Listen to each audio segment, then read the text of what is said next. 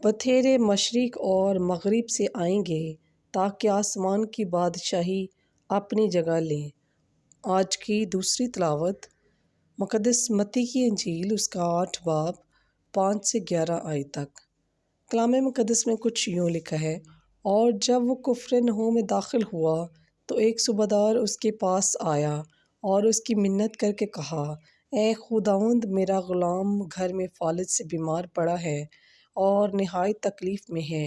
یسوع نے اس سے کہا، میں آؤں گا اور اسے اچھا کروں گا۔ تو صوبیدار نے جواب میں کہا، اے خداوند، میں اس لائق نہیں کہ تو میری چھت کے نیچے آئے، بلکہ صرف بات ہی کہہ دے تو میرا غلام اچھا ہو جائے گا، کیونکہ میں بھی آدمی ہوں جو دوسرے کے اختیار میں ہوں، اور سپاہی میرے ماتحت ہیں، اور میں ایک سے کہتا ہوں جا تو وہ جاتا ہے، اور دوسرے سے کہ آ تو وہ آتا ہے، اور اپنے غلام سے کہ یہ کر تو وہ کرتا ہے۔ یسوع نے یہ سن کر تعجب کیا اور ان سے جو اس کے پیچھے ہو لیے تھے کہا، میں تم سے سچ کہتا ہوں کہ میں نے اتنا بڑا ایمان اسرائیل میں بھی نہیں پایا۔